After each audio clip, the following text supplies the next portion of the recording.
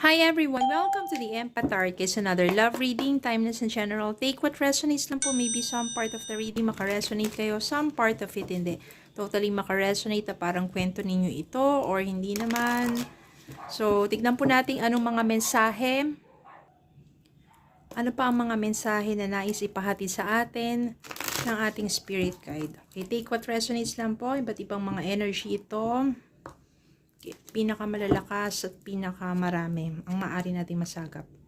Spirit guys, send me messages. Anong love connections ito? Lessons in life and guidance ang nais yung ipabati sa amin. Mga aral at gabay sa buhay pag-ibig. Spirit guide. Ayan.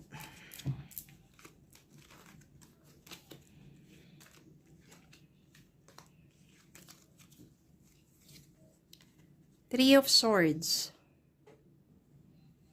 Ten of Wands. The Hermit. Ten of Cups. Five of Swords. Nine of Coins. King of Wands. Kuha pa tayo ng isa.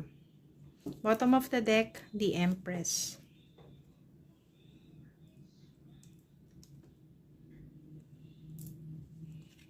Three of Swords. Ito kasing Three of Swords, yan yung heart sinaksak 3 beses. Ng 3 swords. Yan. So, ibig sabihin, maybe you are in pain, you are heartbroken, heartache, sobrang kalungkutan, sobrang kabiguan sa pag-ibig ang dinanas mo sa person mo because of Five of Swords. Parang tama na, enough na, ang dami-dami nang nangyaring hindi magaganda sa inyo ng person mo, ang dami nang paulit-ulit na pananakit. Maybe because of third party, malakas.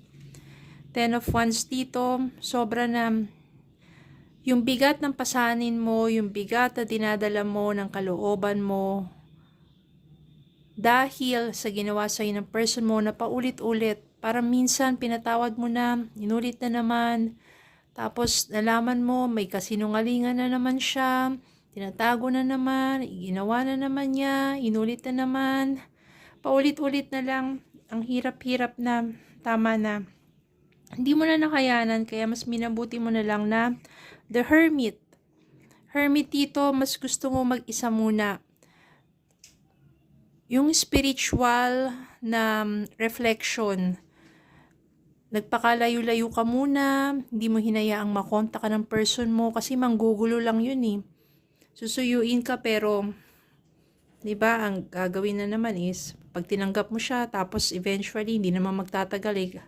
Ganun na naman. Kaya mas minabuti mong mag-isa na lang muna, magpakalayo-layo, mag-isip-isip, soul searching, diba? Mas hinanap mo muna yung sarili mo, yung gusto mo yung kapayapaan sa isipan at sa damdamin mo kasi sobrang sakit ng ginawa sa'yo ng person mo.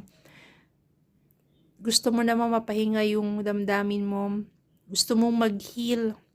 Gusto mong maunawaan kung bakit nangyari sa buhay mo yon. Mas minabuti mo dito na Nine of Coins. Kahit siguro sa mga panahon na single ka, no, hindi ka pa connected to any relationship, mas nag-focus ka sa sarili mo kasi Nine of Coins dito is kahit single ka, mas naging masaya ka naman. Mas contented ka, mas happy ka, mas maayos ang takbo ng pamumuhay mo at hindi ka muna nag-iisip or naghaharap ng karelasyon because you are okay. Ito yung mga time na naka-move forward ka na sa buhay mo. You are happy. You are totally okay. You are doing well. Pero syempre, hindi naman hahayaan ng universe na mag-isa ka lang. Darating si King of Wands. Siya yung someone is very passionate. Siya yung someone na very charming at very good-looking person ito. Ma-attract siya sa'yo kasi makikita niya na ganun ka-strong, ganun ka passionate din sa ginagawa mo, kaya nagiging attractive ka sa taong ito. At di rin naman magtatagal na magkakilala kayo ng gusto, maybe It will take time for you to know, to be friend muna, tas to get to know each other, at pararamdaman mo rin yung sinseridad nitong King of Wands na to. May malakas siyang attraction sa'yo. Hindi naman magtatagal dyan dahil the Empress, ang inyong relasyon, it will be flourished. It will be nurtured. Ibig sabihin yan, yung green dito, ibig sabihin mag-grow ng gusto ang inyong relationship. Kasi ganun ka eh. Mapag-alaga ka at mapagmahal ka. Yung nakaraan lang is medyo inabuso ka. Inabuso yung kabutihan mo. Pero this time, being the Empress, at kasama mo si King of Wands, you're perfectly matched. No, ikaw who will take care of this person, and this person will also take care of your heart. Very passionate ng connection ninyo. Kaya makakamtan ninyo yung 10 of Cups dito. 10 of Cups in all aspect. Diba? And also yung 10 of Cups dito, yung full of love, joy, marriage, building family. Yung talagang masasabi mong true love mo, ito yung tao na masasabi mong soulmate mo, ito yung tao na masasabi mo na makakasama mo na pang matagalan, yung magiging loyal and honest sa'yo, yung talagang magpupuno ng kaligayahan sa puso mo. So 10 of Cups ang inyong makakamtan. Pag lumabas ang 10 of Cups, napakasaya niyan. Ibig sabihin, kung dati contented ka na as single, minahal mo yung sarili mo, pinaunlad mo yung sarili mo, pag naramdaman mo to, pag naranasan mo to, nandito ka sa 10 of Cups, mas lalo pang liligaya ka with someone who is true to you. Yung taong totoo, yung taong hindi ka lolokohin, hindi ka sasaktan pa ulit-ulit, yung taong mag-aalaga sa'yo. And napakasayang pamilya. Maaring siya yung makatuluyan mo. Tingnan pa natin ang mensahe para sa inyo.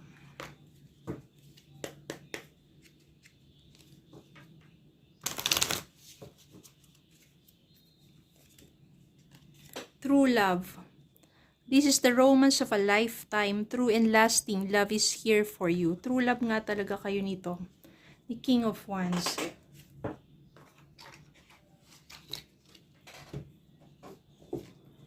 Another message para sa inyo.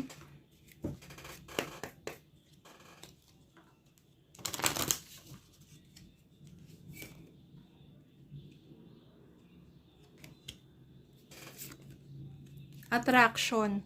Ito yung sinasabi ko, masyadong attracted sa'yo tong person na to.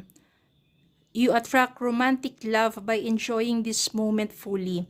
When you are enjoying yourself, eto 9 of Coins, kahit yung mga panahon single ka, ini-enjoy mo yung sarili mo, nagiging attractive ka. At na-attract mo yung romantic love from this person.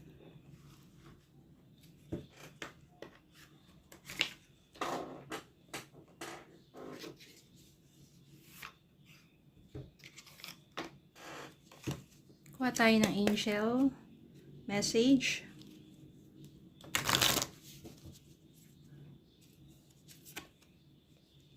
You're ready. You are ready to love and be loved again. Kasi syempre dati sobrang nasaktan ka eh. Kaya medyo matagal siguro na naging single ka. Pero ang importante, nakapag-move forward ka na. Nag-enjoy ka. Na-establish mo yung sarili mo. Now you are ready for a romantic relationship. And this will be the true love. Your true love, because this person is so much attracted to you. At yung 10 of Cups dito, sobra harmonious, full of love, happy relationship ang makakamtan ninyo. Don't give up on love. Yung iba, wala na eh. Hindi na umaasa pa. Ang importante dito, kung single kayo, enjoy your life. Kasi doon kayo mas nagiging attractive. Okay, so yun lang po. Maraming salamat po for watching. Please don't forget to like, share, comment, and subscribe. Follow me on Facebook and YouTube. Have a good day po and God bless.